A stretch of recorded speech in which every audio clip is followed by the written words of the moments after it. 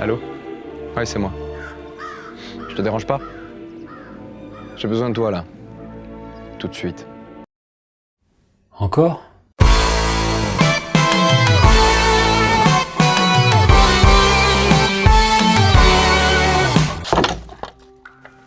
Creo que no estaba lo suficientemente claro contigo la última vez.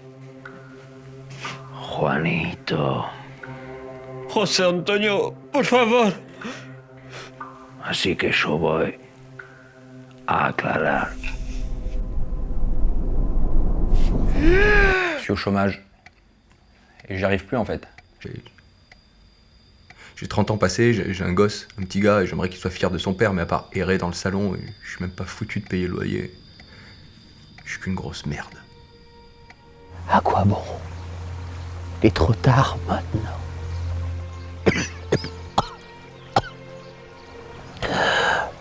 Je le confesse ici. Mon plus grand péché fut l'orgueil. Moi qui naïvement croyais pouvoir un jour percer. Apparemment, la victime aurait subi 26 coups de foreuse électrique. Quel calvaire. Colmatez-moi tout ça. Oui, chef. Pas toi, Billy. Suis-moi, j'ai à te parler. Merci d'être là pour moi. Oh, tu sais... Tu sais quand parfois la vie n'a plus aucun sens. Et quand je sens que je me noie dans cet océan de chagrin, c'est toujours à toi que je pense dans ces moments-là. Aime-moi. Aime-moi, je t'en supplie, aime-moi. Bien, pero vayamos al grano, mariquita de mierda. Oui, attention à ce que vous dites quand même. J'en ai rien à foutre, c'est tous des connards, d'accord? Moi je vais me foutre en l'air et la seule chose que je demande c'est de passer un putain de... Casting. Un quoi? Billy, le soir du meurtre, la victime devait se rendre à un casting. Ô toi dont je n'ai jamais vu la couleur. Ma vue se brouille à présent. Je pars avant d'avoir pu tourner. Dans un film. Un quoi? Billy, on a retrouvé un enregistrement de la victime dans un film plastique. Ses dernières paroles étaient « Je suis malheureux. Je suis malheureux. On va s'arrêter là pour aujourd'hui. Écoutez, je ne devrais pas dire ça, mais la psychothérapie n'est pas ma spécialité. En fait, je suis producteur et vous m'avez bluffé, monsieur Sanchez. Oui, je n'ai jamais vu un acteur avec autant de charisme. Chapeau l'artiste. Signons vite ce contrat.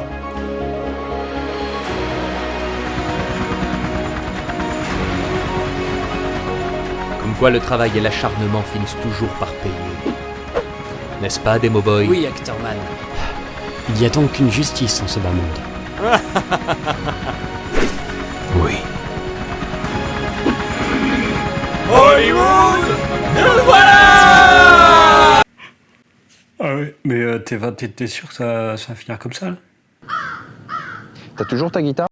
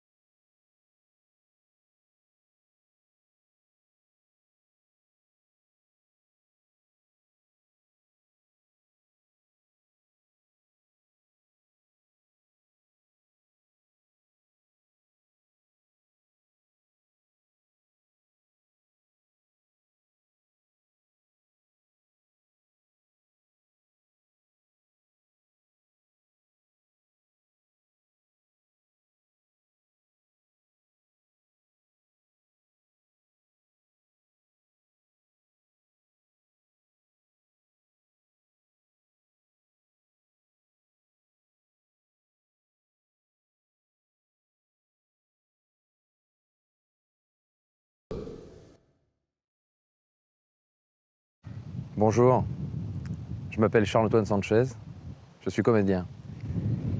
Alors si vous me regardez maintenant, c'est que vous venez de visionner ma bande démo et je tiens à vous en remercier. Que vous soyez professionnel ou tout simplement amateur d'acting, c'est toujours gratifiant pour un artiste d'exister dans le regard des autres. Donc merci. L'artiste d'ailleurs, qu'il soit acteur, comédien, réalisateur, musicien, que sais-je encore, l'artiste est souvent inspiré par d'autres artistes, souvent morts d'ailleurs, ou pas, les vivants aussi, mais quand même les morts ont une force que les vivants ne sont pas capables d'avoir, tout simplement. Et d'ailleurs, je tiens à saluer un grand artiste qui est mort récemment, qui portait le même prénom que moi, qui m'a beaucoup inspiré, c'est Charles Aznavour, évidemment. Et donc, Charles, bon voyage. Et on se retrouvera sur les rives du Styx. Voilà, je fais cette petite vidéo tout simplement pour vous remercier en tant qu'artiste. Et quoi de mieux pour vous remercier que de vous parler d'un autre artiste qui m'a énormément inspiré, Melville, un artiste mort justement.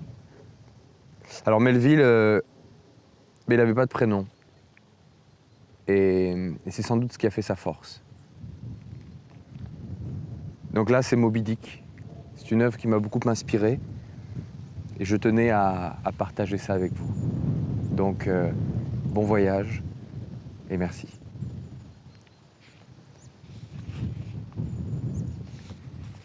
Je m'appelle Ishmael, mettons. Il y a quelques années, sans préciser davantage, n'ayant plus d'argent ou presque rien et rien de particulier à faire à terre, l'envie me prit de naviguer encore un peu et de revoir le monde de l'eau. C'est ma façon à moi de chasser le cafard et de me purger le sang. Quand je me sens des plis amers autour de la bouche, quand mon âme est un bruineux et dégoulinant novembre, quand je me surprends arrêté devant une boutique de pompes funèbres et suivant chaque enterrement que je rencontre, et surtout lorsque mon cafard prend tellement le dessus que je dois me tenir à 4 pour ne pas délibérément descendre dans la rue pour y envoyer dinguer les chapeaux des gens, je comprends alors qu'il est grand temps de prendre le large. Ça remplace pour moi le suicide. Avec un grand geste, le philosophe Caton se jette sur son épée. Moi, tout bonnement, je prends le bateau. Rien de surprenant à ça. Chaque homme, à quelques périodes de sa vie, a eu la même soif d'océan que moi. Voyez votre île dans l'île. Voyez votre ville dans l'île Manhattan, entourée de quais comme un atoll de corail. Le commerce l'environne de sa haute écume. À droite et à gauche, les rues vous mènent vers l'eau. La pointe extrême de la ville basse est la batterie, dont la noble avancée est lavée de vagues, rafraîchie de bises qui, il y a quelques heures à peine, ne savaient pas ce que c'est que la terre. Regardez la foule de tous ceux qui ont envie de l'eau, déambuler autour de la ville par un somnolent après-midi de dimanche. Allez de Corlear's Hooks à Conti's Slip, et de là, au nord, en passant par Whitehall. Que voyez-vous? Sentinelles silencieuses, des milliers d'hommes sont là, plantés droits, raides, en pleine rêverie océanique. Il y en a d'accoudés aux pieux, d'assis aux pieds des jetés. Quelques-uns par-dessus les remparts regardent les bateaux venant de la Chine. D'autres encore sont grimpés en haut des mâts comme s'ils voulaient voir de la mer encore plus que ce qu'on en voit de la terre. Tout cela, pourtant, sont des terriens, enfermés la semaine durant entre des murs de plâtre, cloués aux banquettes, attachés au comptoir, rivés au bureau. Pourquoi sont-ils ici? N'y a-t-il plus de prairies pour eux? Que font-ils là? Mais regardez toujours, des foules arrivent, avançant droit vers l'eau, comme si elles voulaient plonger. Que c'est étrange! Tous ces gens pourraient flâner sous la voûte des entrepôts, là-bas. Mais ça ne leur suffit pas. Rien ne peut plus les contenter sinon la plus extrême limite de la terre. Non. Il faut qu'ils soient le plus près possible de l'eau au risque de tomber. Sur des lieues et des lieues, les voici debout. Gens de l'intérieur des terres venus des sentiers, des allées, des rues et des avenues du nord, de l'est, du sud et de l'ouest, ici fraternellement. C'est dommage. Gens de l'intérieur des terres venus des sentiers, des allées, des rues et des avenues du nord, de l'est, du sud et de l'ouest, ici fraternellement unis. Et alors quoi? Serait-ce la force magnétique des boussoles qui les attire? Regardez toujours. Vous êtes à la campagne, dans quelque haut pays des lacs. Prenez n'importe quel petit sentier, celui que vous voudrez. 9 fois sur 10, il vous mènera dans un vallon où il vous laissera près d'un petit miroir de ruisseau. C'est magique. Prenez le plus rêveur des rêveurs, plantez-le sur ses pattes, faites marcher ses pieds. Il vous mènera sûrement à l'eau si l'eau existe dans ce pays. Êtes-vous mourant de soif dans le grand désert américain? Tentez l'expérience, surtout s'il y a une profondeur de métaphysique dans votre caravane. Et oui, chacun sait que la méditation et l'eau font bon ménage. Tenez, voilà un peintre. Il veut peindre pour vous le paysage le plus romantique, le plus chargé de rêves, d'ombrage, de paix, l'endroit le plus enchanteur de la vallée du Saco. Quelle est sa principale ressource? Il a creusé ses troncs d'arbres comme s'il voulait y abriter un ermite et son crucifix. Il a endormi le pré et son bétail, et de cette ferme là-haut, il a fait monter une fumée paresseuse. Dans le lointain profond des bois, il a fait serpenter un petit chemin jusqu'au moutonnement des campagnes aux cimes baignées de bleu. Et c'est un enchantement. Et le pin balance ses gémissements comme des feuilles sur la tête d'un berger. Mais tout ceci serait vain n'était dans l'œil de ce berger, le reflet magique de l'eau d'un ruisseau devant lui. Allez dans la prairie en juin, quand sur des lieues et des lieues vous êtes dans les lits tigrés jusqu'aux genoux. Quelle joie vous manque? L'eau. Il n'y a pas une goutte d'eau. Si le Niagara n'était qu'une cascade de sable, feriez-vous des lieues et des lieues pour l'aller voir? Quand le pauvre poète de Tennessee encaissait tout d'un coup 2 poignées d'argent, il disait « Je m'achète un manteau ?» Il en avait bougrement besoin. Ou est-ce que je me paie un voyage à pied pour Rockaway Beach? Comment se fait-il que presque tous les garçons robustes et sains, à la belle âme, un jour ou l'autre, ont un désir fou de prendre la mer? Pourquoi vous-même, quand vous avez fait votre premier voyage comme passager, avez-vous ressenti un si mystérieux frémissement lorsqu'on est venu vous dire que votre navire et vous étiez maintenant en pleine mer? Pourquoi les anciens Perses ont-ils tenu la mer pour sacrée? Pourquoi les Grecs lui ont-ils donné un dieu particulier, le propre frère de Jupiter? Cela signifie bien quelque chose. Et le plus beau de tout est encore dans cette histoire de Narcisse qui, désespéré par l'insaisissable et calme image qui se reflétait dans la fontaine, s'y jeta et fut noyé. Ce libre reflet de nous-mêmes, nous le voyons dans toutes les rivières et tous les océans. C'est le fantôme volant de la vie. Voilà la clé de tout. Mais si je dis que j'ai l'habitude d'aller à la mer dès que je commence à avoir les yeux embrouillés et que je sens trop fortement mes poumons, il ne faut pas vous imaginer que j'y vais comme passager. Car pour y aller comme passager, il faut avoir un bon porte-monnaie.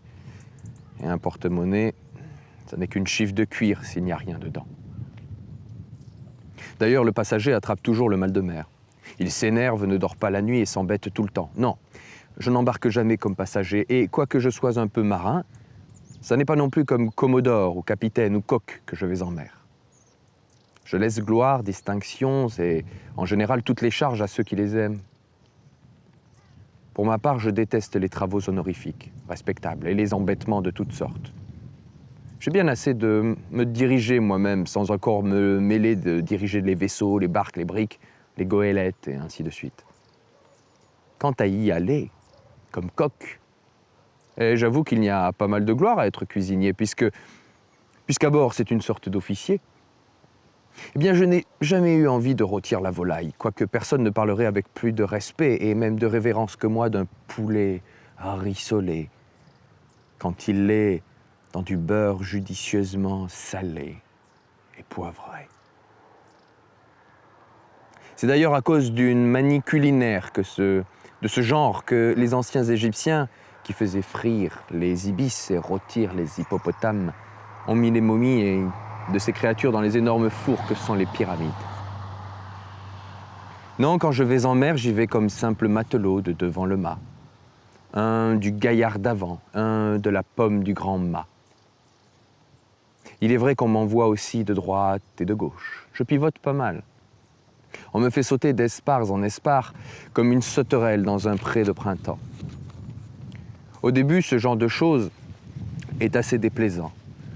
Surtout quand vous sortez d'une vieille famille honorable de votre pays.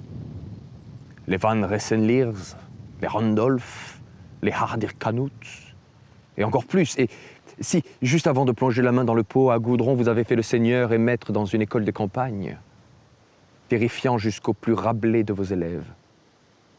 De maître d'école à marin, la transition est dure, je vous le garantis. Et vous avez besoin d'une bonne décoction de Sénèque et de stoïque pour vous aider à supporter la chose et en sourire. Mais avec le temps, tout se tasse, même ça.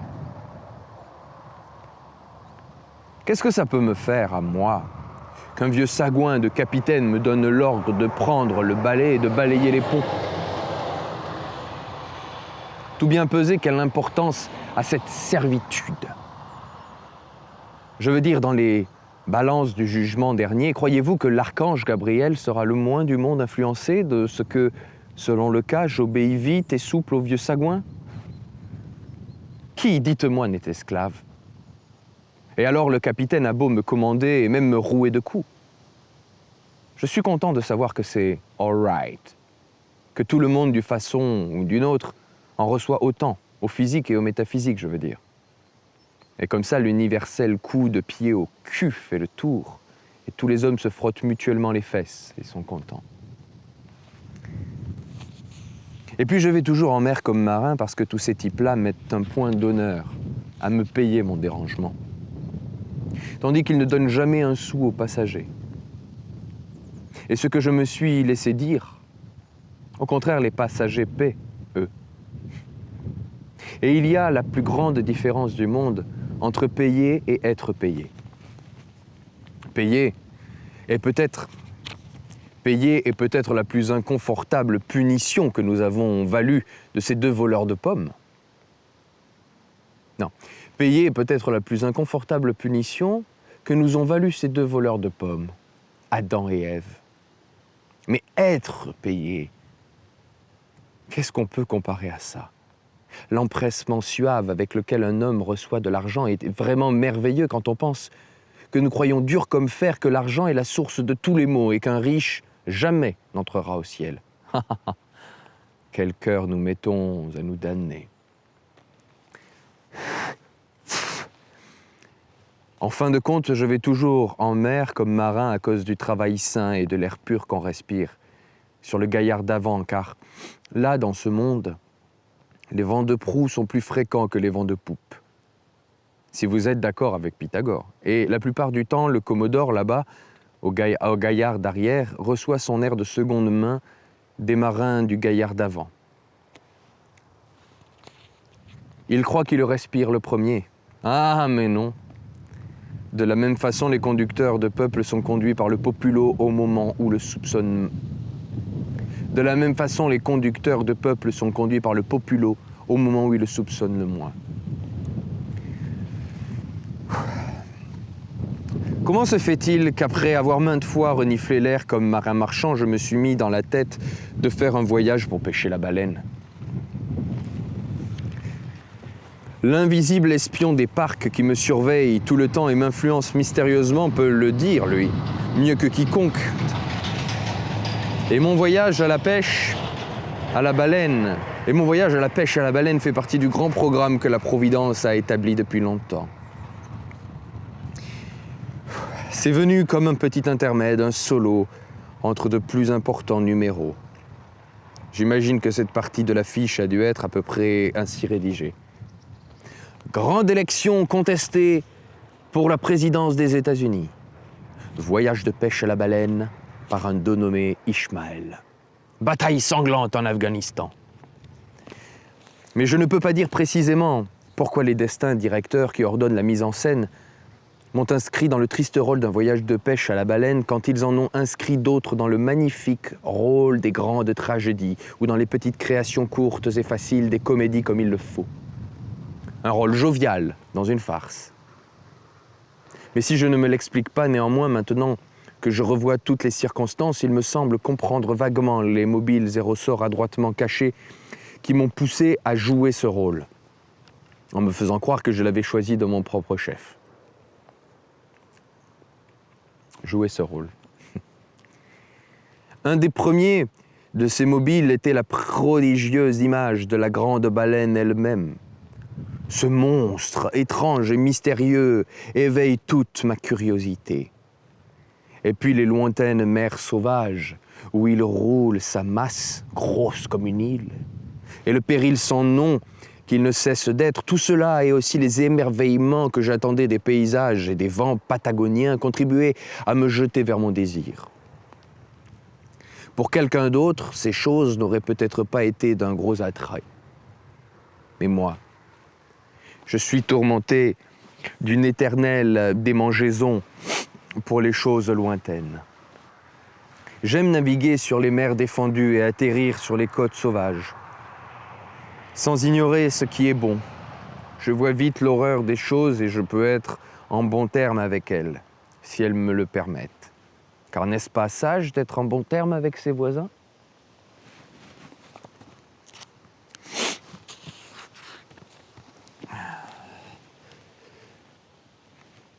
Pour toutes ces raisons, donc, le voyage à la baleine était le bienvenu. Les grandes écluses du monde, les grandes écluses du monde des merveilles s'ouvraient devant moi, et dans les folles imaginations qui me faisaient pencher vers mon désir, deux par deux entraient en flottant dans le secret de mon âme des processions sans fin des baleines, avec au milieu le grand fantôme blanc de l'une d'elles, pareil à une colline de neige dans le ciel. Alors, chapitre 2. On va couper. Et je reprends suivant le chapitre 2, du coup.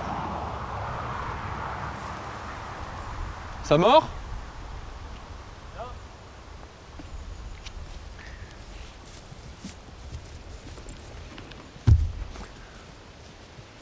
Oh là là, ce qu'il faut pas faire. Hein. Ouais. Bah, j'ai fini le premier chapitre, je reprends le deuxième. Hein ? Non, je reprends le deuxième chapitre après. Putain. Ce qu'il faut pas faire pour tous ces connards, quoi. Putain.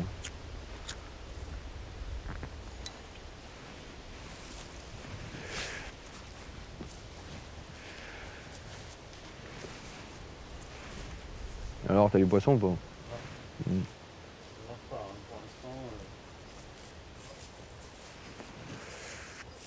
T'as besoin d'un verre d'eau ou un truc là ?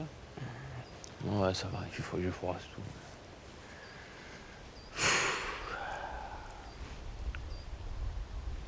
En tout cas, si jamais on est là. Hein.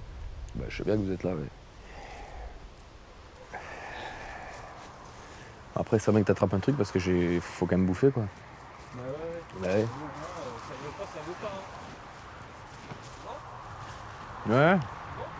Ouais, j'ai juste fini le premier chapitre, là. Il faut que je fasse...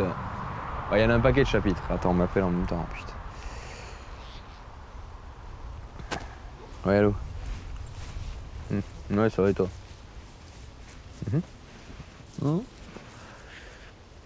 Qu'est-ce qu'il y a ? Bon là, il y a les deux, là, ils voulaient pêcher, là, ils sont contents. Puis moi, là, je tourne la fin de la bande démo, là. Je fais le cadeau pour ceux qui vont peut-être m'embaucher, quoi. Hein ? Ouais. Exactement, ouais. Pardon? Ouais. Ouais, c'est pas trop tôt, ouais. Enfin bon, je peux te rappeler tout à l'heure? Dans pas trop longtemps, hein.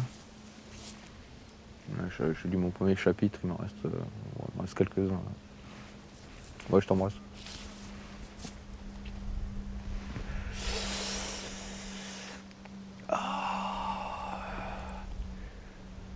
Ah putain, qu'on se pèle les couilles.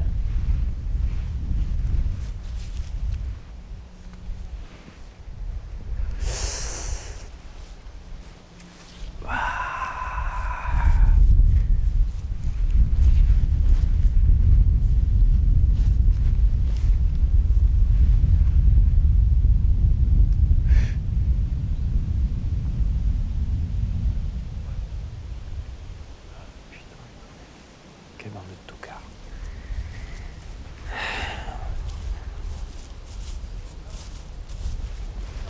Bon allez.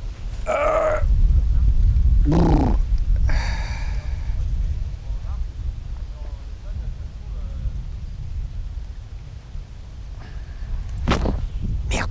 Ah putain.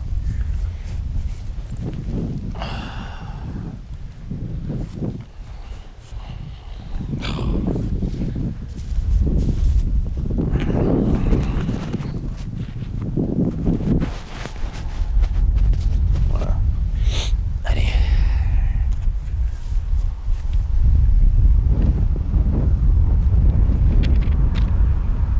On reprend.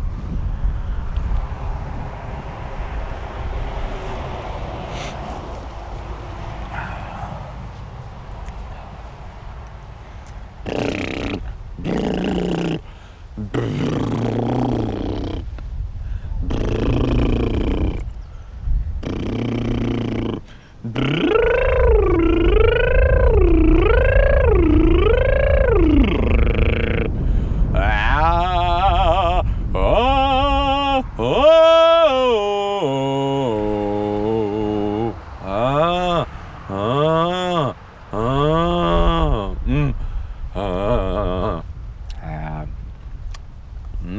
Je mâche grâce au maxillaire, blabla. Oh, ah, allez. Ça tourne. On reprend.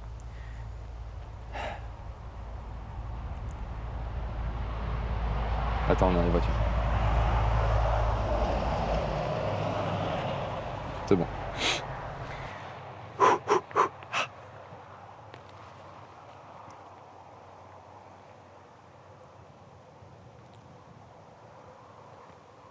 Je fourrais une chemise ou deux dans mon vieux sac de toile, me le collais sous le bras et me mis en route pour le Cap Horn et le Pacifique. Ayant quitté ce vieux Manhattan, j'arrivais à New Bedford un samedi soir de décembre. Là, je fus bien ennuyé d'apprendre que le petit paquebot à destination de Nantucket avait levé l'ancre. Je n'avais plus d'autre occasion avant le lundi suivant. La plupart des jeunes marins baleiniers s'arrêtent à ce New Bedford, d'où ils commencent leur voyage vers les peines et les fatigues. Mais telle n'était pas mon intention. J'avais décidé de naviguer vers un vaisseau de Nantucket. Il y a pour moi quelque chose de magnifique et de turbulent dans tout ce qui touche cette fameuse vieille île chère à mon cœur. Et puis, quoique New Bedford ait pris dernièrement le monopole du commerce de la pêche à la baleine et que, dans cette affaire, mon pauvre vieux Nantucket soit maintenant bien en retard, Nantucket est le berceau de ce commerce, le tir de cette Carthage, l'endroit où la première baleine américaine tuée a été menée à la côte. C'est de Nantucket que les baleiniers du pays, les peaux-rouges, sont sortis les premiers sur leur pirogue pour la chasse au Léviathan. Merde. On coupera ça.